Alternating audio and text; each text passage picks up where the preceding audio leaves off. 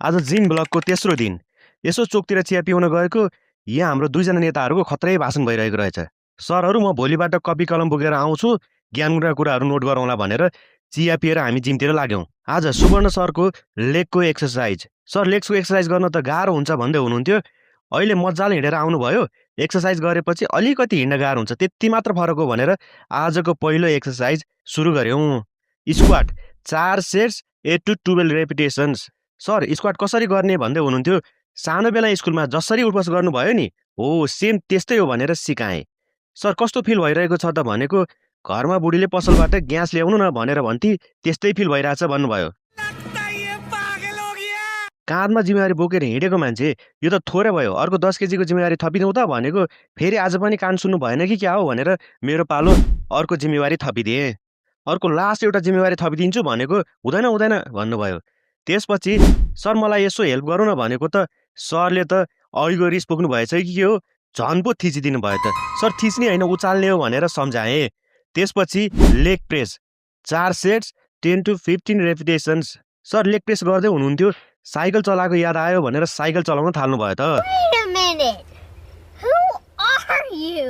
Sir होसमा आउनुहोस् न भनेर फेरि अर्को सेट गराएँ। यसो मेसिनमा प्लेट हेरेको त प्लेट नै गायब छ त। यताको प्लेट खोइ भनेको थाहा छैन भन्नुहुन्छ त। ल ठिक छ, हाम्रो युवराज सरले म्याजिकवाला मसिन ल्याउनु भएको रहेछ भन्ठाने। सर उठ्नुहोस् अर्को एक्सर्साइज गरौँ भनेको सर त उठ्नै हुन्न त। A few moments later. Sir सुत्ने होइन उठ्ने भनेर उठाएँ। ल यता पनि कसले डायमन्डको झुम्का छोड्नु भएको रहेछ, जिमलाई सम्पर्क गर्नु होला है तपाईँको डायमन्ड हराएको छ भने। त्यसपछि leg extension 4 sets 8 to 12 repetitions. Sir जोड लगाउनुहोस् है भनेको सरले अर्कै बुझ्नु भएछ। समझ रहे हो ना? जिममा हाम्रो बहिनीले स्याडसँग बजाइदिनु भएछ। हाम्रो सर त भावनामा डुब्दै पो रहेछन्। सर होसमा आउनुहोस् भनेर पानी खान दिएको त सर त छ्याङ छ्याङ भन्नुभयो। सर यो छ्याङ होइन पानी हो भनेर धैर्य गर्नुहोस् भनेर सम्झाएँ।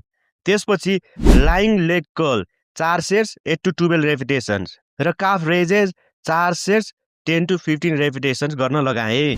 युवराज सर जिममा बोतल धेरै नै छरिपष्ट रहेछन्, कर्डलाई बोलाउनु पर्छ कि क्या हो? बोतल बेचेर प्रोटिन किन्ने पैसा आउला जस्तो छ त। विचार गर्नुहोस् त, यहाँ हेर्नुहोस् त। सर एक्सर्साइज सकियो भनेको सर त बिहोस।